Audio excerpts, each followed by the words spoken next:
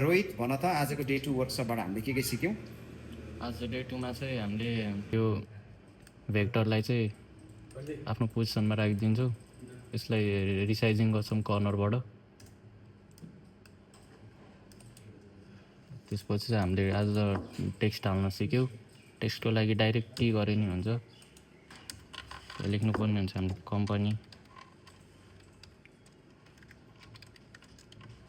Company name भनेर।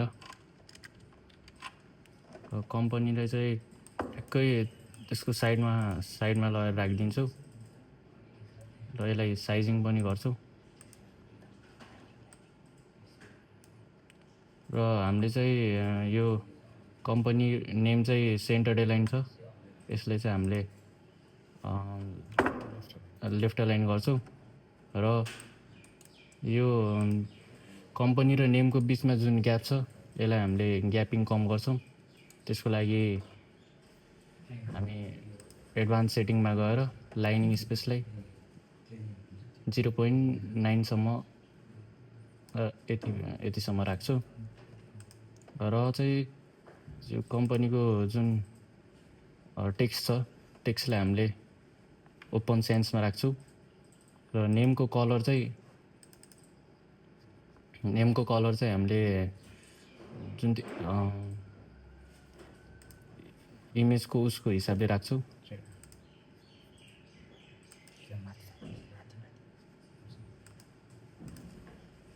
ल पिज्जाको पनि कलर र हामीले यो पिज्जाको इमेजको कलर पनि चेन्ज गर्छौँ, सेम राखिदिन्छौँ हामीले।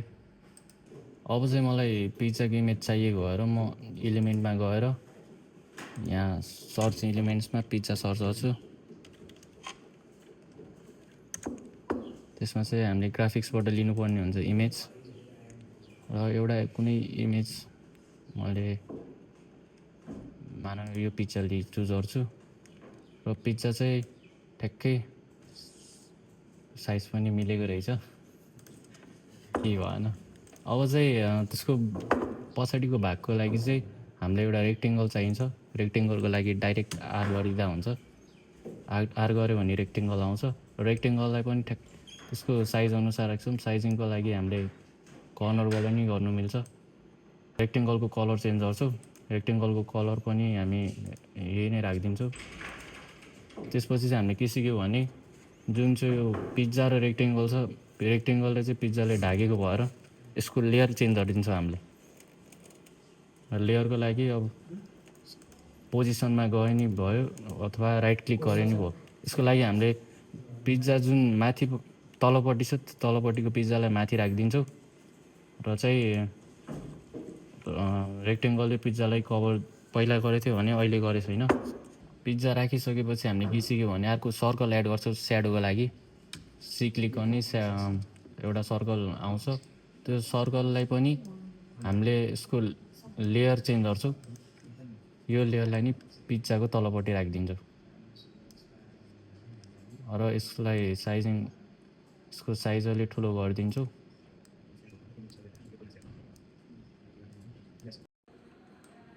यसलाई हामीले अल्टसँग साइजिङ गर्छौँ। र यसको जुन सर्कलको कलर छ त्यसलाई पनि हामीले चेन्ज गर्छौँ। र हामीले हल्का ग्रे युज गरिदिन्छ, लाइट ग्रेमा। सर्कललाई पछाडि स्याडोमा राखिदिइसकेपछि हामीले चाहिँ अर्को टेक्स्ट राख्नुपर्ने हुन्छ। टेक्स्ट राख्नको लागि टी क्लिक गऱ्यौँ। टी क्लिक गरेर आरयु टाइप गऱ्यौँ। सबैभन्दा सुरुमा आरयु टेक्स्टलाई हामीले ठ्याक्क आफ्नो पोजिसनमा राखिदिन्छौँ। र यसलाई साइज पनि दिन्छौँ।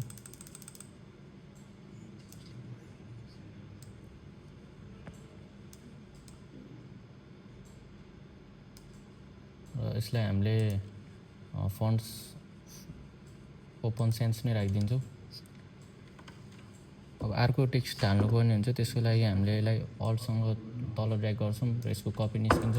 र आरयुलाई हटाएर हामीले हङ्ग्री टाइप गर्छौँ।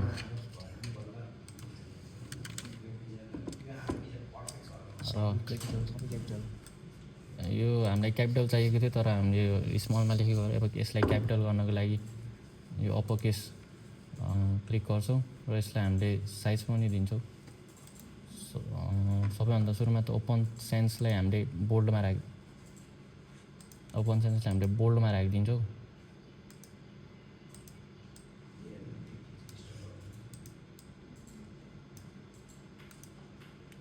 र यसको कलर पनि चेन्ज गरिदिन्छौँ। कलरमा हामीले यसलाई रेड दिन्छौँ। रेडसँगै हामीले यसको साइज पनि चेन्ज गरिदिन्छौँ। साइज एकदमै अलि ठुलो नै छ।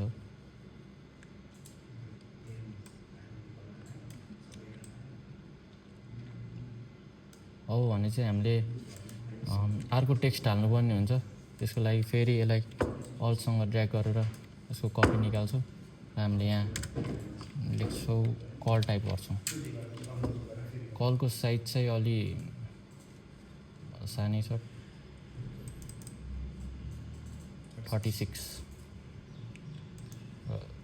यसैलाई हामीले फेरि अल्टसँग ड्र्याग गरेर यसको कपी निकालिदिन्छौँ। अब भने चाहिँ हामीले सुरुमा टेक्स्ट हाल्छौँ, कलको साट्टै यहाँ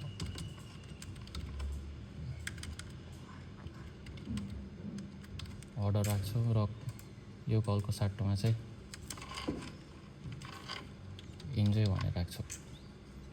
यो तिनवटा टेक्स्टको बिचको ग्यापलाई चाहिँ इक्वली राख्नको लागि हामीले यसलाई सिफ्टसँग क्लिक गरेर तिनवटालाई एउटा ग्रुपमा राख्छौँ र ग्रुपमा राखेपछि पोजिसनमा गएर होरिजेन्टल राखेर बिचको ग्याप हुन्छ नि त्यो इक्वल गराउँछौँ। अब यसपछि चाहिँ हामीले जुन यो अर्डर र इन्जोयको बिचमा अगाडि हुन्छ यहाँ चाहिँ हामीले एउटा रेड डट हाल्नुपर्ने हुन्छ। त्यसको लागि हामी फेरि सी क्लिक गर्छौँ र सर्कललाई हामीले साइज दिन्छौँ।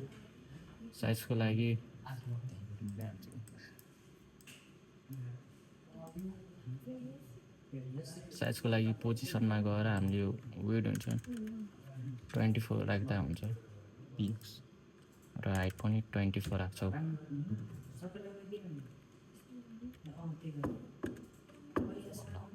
अब भन्छ हामीले यो सर्कललाई